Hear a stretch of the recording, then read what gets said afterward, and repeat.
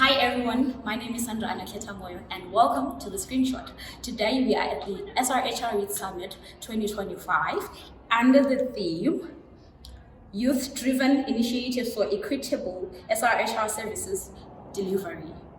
Okay, so we are here today, day 2 of the Youth Summit 2025, talking all things sexual reproductive health of young people.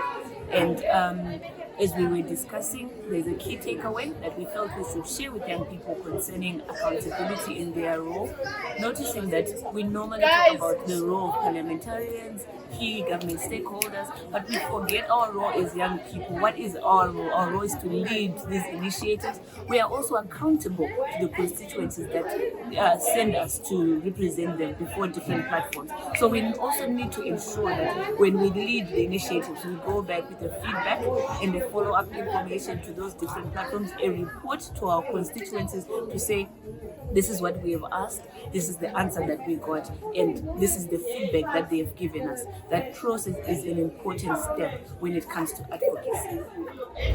Yeah, so my biggest takeaway from this summit is that really, from my observation, young people are very passionate about the things that they really want to see happening. They are very passionate about accessing services from the different areas that they're coming from.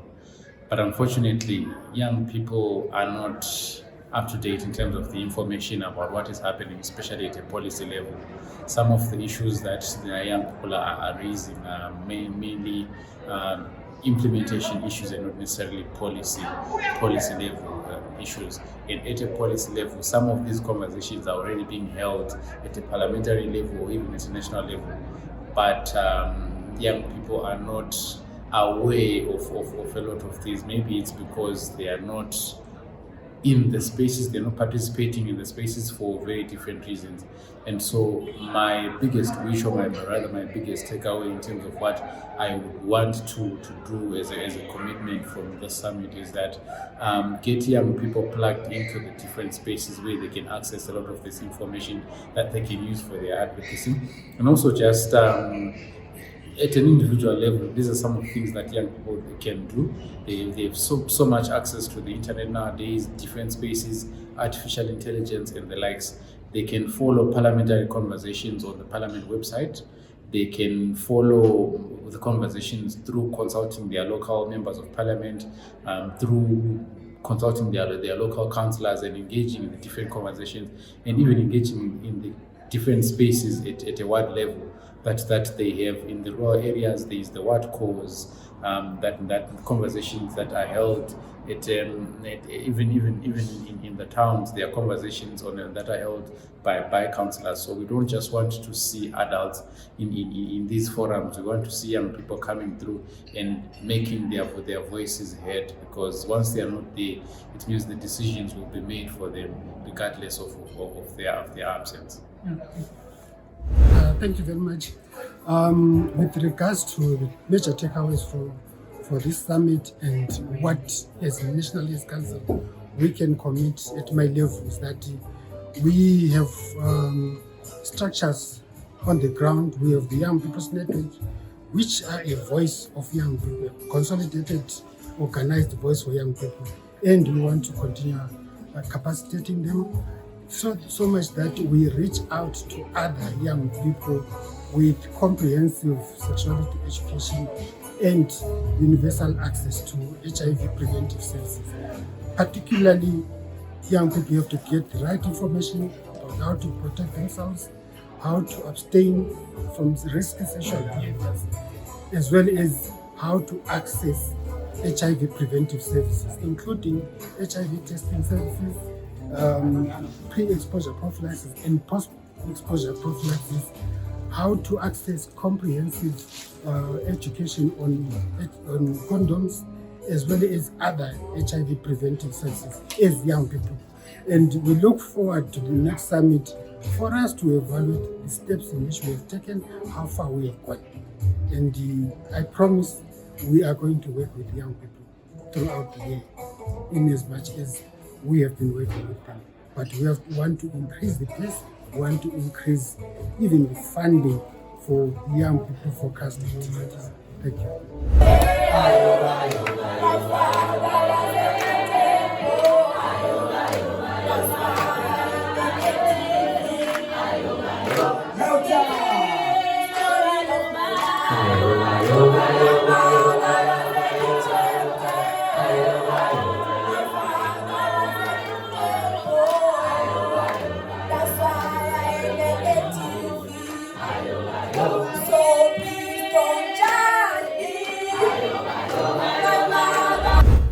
Good morning, ladies, gentlemen, boys and girls, and others.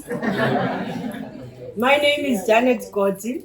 I'm the Service Delivery Coordinator under Zimbabwe National Family Planning Council. I cover Bulawayo and North provinces. My role under Zimbabwe National Family Planning Council is to ensure we have pregnancies that are wanted.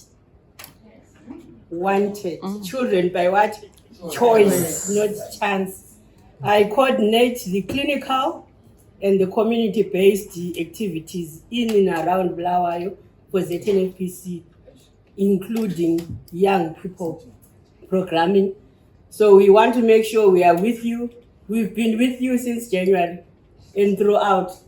We just see all-weather friend, Yama Youth. So that is why we are invited. Thank you. And exploitation along the way. We're discussing that along the way. Some people who have to walk over 10 kilometers to schools.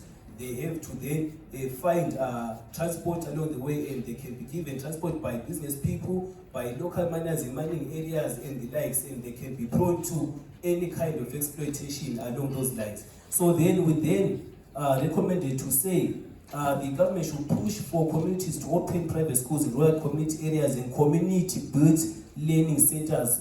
And then it should assist the schools in registering these local centers as examination centers. And then the second thing that we discussed, the non-compulsory status of guidance and counseling, it hinders the effective teaching of guidance and counseling components in schools. So we come to realize now to say even young people, they are not familiar with the national development processes. They're not familiar maybe with the health and well-being issues that we raise here because of the lack of that adequate teaching. So we said that national guidance and counseling now as an us should encompass national development topics, and they equip learners with about the youth engagement processes from school level, and also have SRH implemented as a subject in schools, and have adequate training of GNC at tertiary level for all teachers. So we're realizing a gap where the GNC teachers in schools, they can be maybe 2 or 3. But however, we then suggested to all teachers who go to training at tertiary institutions, they should be trained on delivering GNC, such that the schools, they do not run short of GNC teachers. And then the third one, we've got an issue with the supply of sanitary ware in schools. So you realize that the Education Amendment Act, it mandates the provision of sanitary ware in schools, but then in other places such as the rural areas, there can be challenges there in terms of resources and funds. So we then now say it, there is need for the government to provide funds for the acquisition of sanitary ware and make it free in schools, especially in rural areas. So our breakout room mainly focused on health and childcare, narrowing it down to policy and legal environment. Now describing our problem, the Termination of Pregnancy Act of 1977 contains restrictive definitions and procedural requirements that limit access to self-termination services for minors and other vulnerable groups. Now we'll delve into it. The second problem, the Public Health Act and prevailing interpretations of the Criminal Codification Amendment have been used to deny services to persons under the age of 18 by treating them as unable to consent, creating legal contradictions and enabling service refusal. So we recognize the progress made by the court and the law of Zimbabwe. which is the High Court found aspects of the Termination of Pregnancy Act unconstitutional. In the case, Women-in-Law in Southern Africa and Talent Forget, Minister of Health and Childcare on 22 November 2024, addressing exclusions for pregnancies resulting from child marriages and related groups. Public reporting, national media coverage have documented the High Court decisions and its implications for expanding lawful grounds for termination of pregnancy. And parliamentary attention has increased, including a motion raised by Senator Polo on 11 July concerning legalization and reform of termination of pregnancy procedures. Now, our key ask becomes mainly to on the TOP becomes mainly to expedite consideration and passage of the proposal of the proposed private bill amendments and other CSO recommended reforms to align statutory language with the High Court finding and constitutional protections. 2, to ensure the amendment explicitly includes minors, survivors, and survivors of sexual violence, including sexual intercourse with a young person and marital rape, married minors, who are a result of child marriages, and other currently excluded or ambiguous groups. And for us to clearly state the mandate, reinforce timelines for the day of application and termination of pregnancy for eligibility, determination, and service provision. This clearly means that we have seen cases of, let's say in this case, a minor gets pregnant, and then they're under investigation if they consented or not, or if the person who raped them was aware if they were minor. Of course, it becomes clearly a rape, statutory rape, but in this case, we're looking at the process and the days that it takes to go to court and prove that no, they were minor, they did not know, and while at it, the pregnancy is growing. So we're just stating, we'll see, during this time, the pregnancy is growing. We've seen cases where, while you're still going to court to get the approval to have a lawful termination of pregnancy, you still reach the times where it's no longer safe to terminate, or the child is now too grown to terminate, or we know that emotions come in and you're no longer able to terminate the pregnancy. It's now too grown, or 3 months in, or even childbirth reaches there. Then simplify and standardize consent and documentation procedures to remove bureaucratic bottlenecks while safeguarding confidentiality and rights. Here we're mainly talking about minors who have to go through the process, mainly in the health sector, where they have to access SRHR services. They have the right to their confidentiality and rights, and to safeguard themselves from that publicity of going to court cases and everything.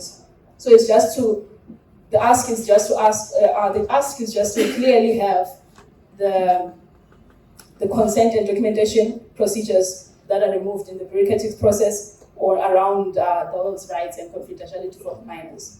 Then going to health financing, our ask is fully operationalize the National Health Insurance Scheme with a clear financing roadmap, defined benefit package, and phased implementation plan to increase financial protection and reduce out-of-pocket payments. I think this was already touched on. Protect and expand domestic revenue streams earmarked for health and safeguarding the AIDS levy, institutionalizing new health taxes where evidence supports them, and then ring-fencing a defined share of those revenues for public health care and essential services. Then lastly, to improve public financial management to ensure timely disbursement, transparent tracking, and accountability for health funds, and coordinate donor transition plan to mitigate gaps where external resources decline. Good afternoon, my name is Leroy Tubulikaya, and I'm a student at Michigan State University, also a volunteer at MASO Multi-Aid Support Service Organization. So my biggest takeaway from yesterday was how accountability and monitoring evaluation can help us implement better policies, because like we mentioned before, Zimbabwe has beautiful policies, better policies that can help rebuild Zimbabwe, policies that can help develop Zimbabwe, and Zimbabwe is actually developing. But then if we don't have the accountability mechanism and frameworks, we can't implement those policies. We will come in, year out, and trying to draft those policies. But then yesterday we were told on how to account for these policies, monitor and evaluate like young people. Also, the biggest takeaway from today was the call to action that we did the call to action to the Minister of Education, the Minister of Health. We want our public health services to be accessible for young people. We want our public health services to be accessible for everyone, whether people are managed or not managed. We want mental health to be addressed in every situation possible. Mention that today is World Mental Health Day. Our mental health should be a priority, but then our institutions don't have those facilities. People are dying because of drug and substance abuse because there's little or nothing that the government is doing. So we want our call to action to be implemented. We want young people at the table. If we are not getting that seat at the table, we'll bring the chair to the table. So today was a very good day, and we had a lot of takeaways. With that, I thank you. Hi guys, my name is Linda Mpofu. A student at Hillside Teachers College here in Bulawayo. I am an IYN delegate under Bantwana Zimbabwe. It's an organization that deals with tertiary institutions where we facilitate sessions on SRHR or to the students in tertiary institutions.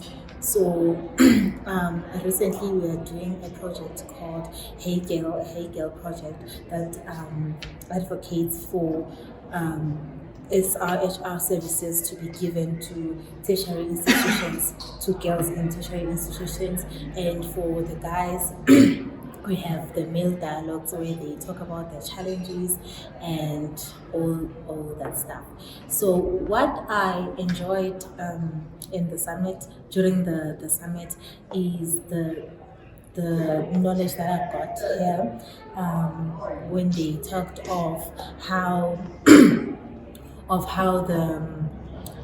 students that are at the teachers, trainee teachers, that they should be taught on giving,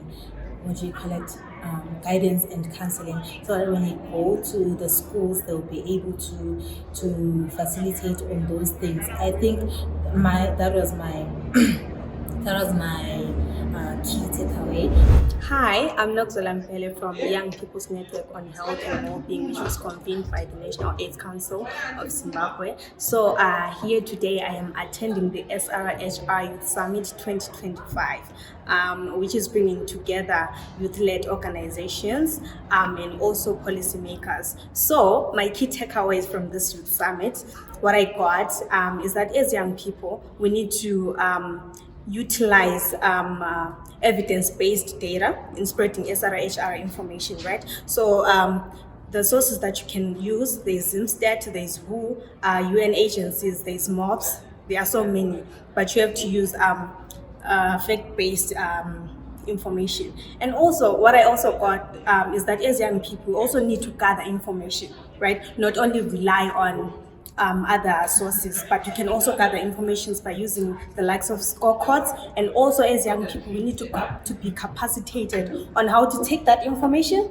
and ask the key, have the key asks based off that research. And also what I learned also, I got to know that there's a new, there's a new prep method that we can use now, which is called the Learner Kapavi, right? And I think I'm so excited to see the rollout of it, which Zimbabwe is a part of. Thank you. My name is Ndombiga Isemove, and I'm coming from Grassroots Soccer, an adolescent health organization that leverages on the power of soccer to connect adolescents to health services, health information, and also the mentors that they need to thrive. Super excited to have been part of the Youth Summit 2025, where young people in all our diversity were in one room speaking about access to SRHR services, what's currently there, where are we going, and what's the young people's niche in all of that situation. Super excited to have contributed meaningfully to the conversation. Super excited to have been part of a broader conversation by other young people. And we hope that as advocacy is a marathon, this is the first step towards bigger change. 1.